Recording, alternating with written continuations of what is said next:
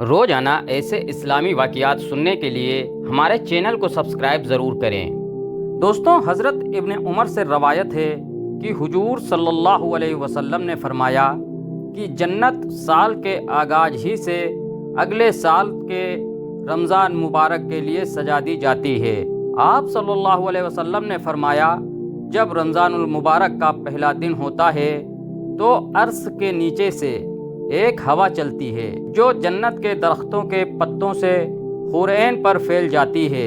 پس وہ حورین دعا مانگنے لگتی ہیں کہ اے اللہ، ہمارے لیے اپنے بندوں میں سے ایسے شوہر بنا جن سے ہماری آنکھیں ٹھنڈی ہوں اور ہم سے ان کی۔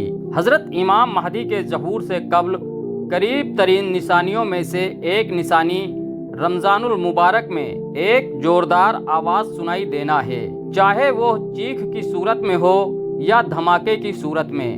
نصف رمضان کی رات یعنی 15ویں شب کو ہوگا اور وہ جمعہ کی شب ہوگی۔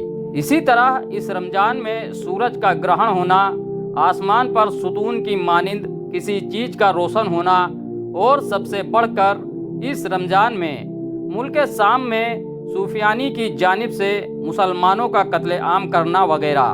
رسول اللہ صلی اللہ علیہ وسلم نے فرمایا، رمضان میں ایک زبردست آواز آئے گی۔ تو صحابہ اکرام رضوان اللہ علیہ اجمعین نے پوچھا، یا رسول اللہ صلی اللہ علیہ وسلم، آواز رمضان کے اول میں ہوگی یا درمیان میں یا تو پھر آخر میں؟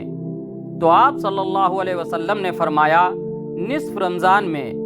جب نصف رمضان میں جمعہ کی رات ہوگی تو آسمان سے ایک زوردار آواز آئے گی جس سے 70,000 لوگ بے ہوش ہو جائیں گے اور 70,000 اندھے ہو جائیں گے اور 70,000 بہرے ہو جائیں گے۔ ایک اور روایت کے مطابق 70,000 راستہ بھٹک جائیں گے اور 70,000 لڑکیوں کی وکارت جائل ہو جائے گی۔ صحابہ اکرام نے فرمایا کہ یا رسول اللہ صلی اللہ علیہ وسلم، تو آپ کی امت میں سے اس آواز سے کون محفوظ رہے گا؟ تو رسول اللہ صلی اللہ علیہ وسلم نے فرمایا، جو اس وقت اپنے گھروں میں رہیں گے اور سجدوں میں گر کر پناہ مانگیں اور زور زور سے تکبیریں کہیں گے۔ پھر اس کے بعد ایک اور آواز آئے گی۔ پہلے آواز حضرت جبرائیل علیہ السلام کی ہوگی اور دوسری آواز شیطان کی ہوگی۔ پھر فرمایا کہ واقعات کی ترتیب یہ ہوگی کہ آواز رمضان میں ہوگی۔ دراصل جنگ کی گنگرج یا شور شرابہ ہوگا جو کہ شوال کے مہینے میں ہوگی، اور ذوالقعدہ میں قبائل عرب بغاوت کریں گے اور ذی الحجہ میں حاجیوں کو لوٹا جائے گا۔ رہا محرم کا مہینہ، تو محرم کا ابتدائی حصہ میری امت کے لیے آزمائش ہے، اس کا آخری حصہ میری امت کے لیے نجات ہے۔ اس دن وہ سواری بما قذاوے کے جس پر سوار ہو کر مسلمان نجات پائے گا، اس کے لیے 1,00,000 سے زیادہ قیمت والے اس مکان سے بہتر ہوگی جہاں کھیل و تفریح کا سامان ہوگا۔ مختصر یہ کہ رسول اللہ صلی اللہ علیہ وسلم نے فرمایا، رمضان میں ایک آواز سنائی دے گی، شوال میں شور شرابہ ہوگا اور ذوالقعدہ میں قبائل کی باہمی کشمکش۔ اس سال حاجیوں کو لوٹا جائے گا، وہاں اس وقت خون ریزی ہوگی جبکہ وہ جمرہ عقبہ میں ہوں گے، اور محرم میں ایک ندا دینے والا آسمان سے ندا دے گا کہ جان لو یہ مہدی اللہ کا خلیفہ ہے، سنو اور اس کی اطاعت کرو۔ محمد بن علی رحمۃ اللہ علیہ کا قول ہے کہ 2 نشانیاں ہیں جو زمین آسمان کی تخلیق سے لے کر آج تک نظر نہیں آئیں۔ پہلی رمضان مبارک کی رات چاند گرہن لگے گا اور دوسرا 15 رمضان کو سورج گرہن لگے گا۔ جب سے اللہ نے زمین آسمان کو پیدا کیا ایسا نہیں ہوا ہے۔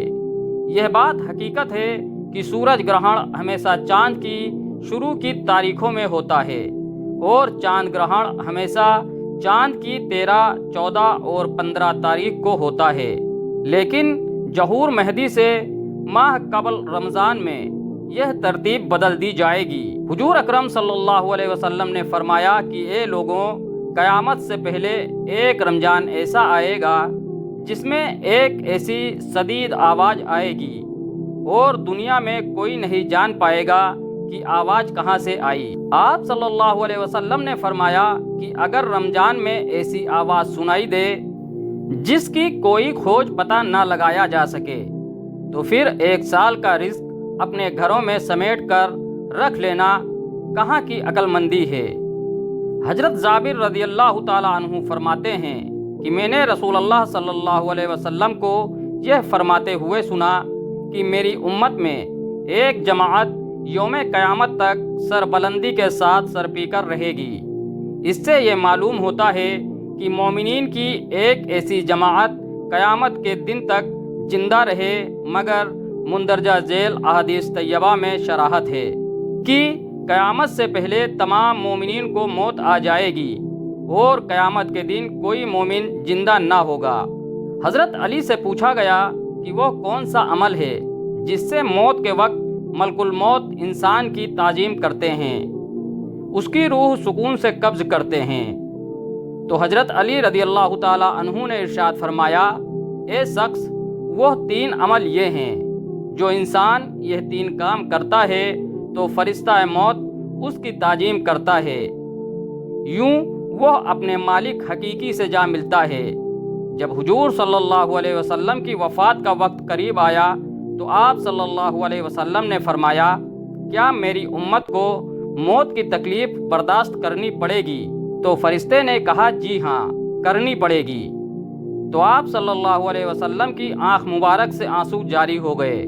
تو اللہ تبارک و تعالیٰ نے فرمایا، اے محمد صلی اللہ علیہ وسلم، آپ کی امت اگر ہر نماز کے بعد آیت الکرسی پڑھے گی تو موت کے وقت اس کا ایک پاؤں دنیا میں اور دوسرا جنت میں ہوگا۔ حضرت سیدنا ابو امامہ رضی اللہ تعالی عنہ فرماتے ہیں کہ رسول اللہ صلی اللہ علیہ وسلم نے فرمایا، جو شخص ہر فرض نماز کے بعد آیت الکرسی پڑھے تو اس کو جنت میں داخل ہونے سے موت کے سوا کوئی چیز نہیں روک سکتی۔ ام المومنین سیدہ عائشہ صدیقہ رضی اللہ تعالی عنہا فرماتی ہیں کہ میں نے نبی کریم صلی اللہ علیہ وسلم کو دیکھا کہ جب آپ صلی اللہ علیہ وسلم سکرات الموت میں مبتلا تھے اور آپ صلی اللہ علیہ وسلم کے پاس پانی کا پیالہ رکھا تھا جس میں پانی تھا، تو آپ صلی اللہ علیہ وسلم پیالے میں اپنا ہاتھ ڈبوتے اور اپنے چہرے مبارک پر پھیرتے اور یوں فرماتے، اے اللہ، موت کی سختی دور کرنے کے ساتھ میری مدد فرما۔ دوستوں، اللہ رب العزت ہم سب کو موت کی سختی سے محفوظ فرمائے۔ آمین ثم آمین۔ واللہ عالم، جزاکم اللہ خیرا۔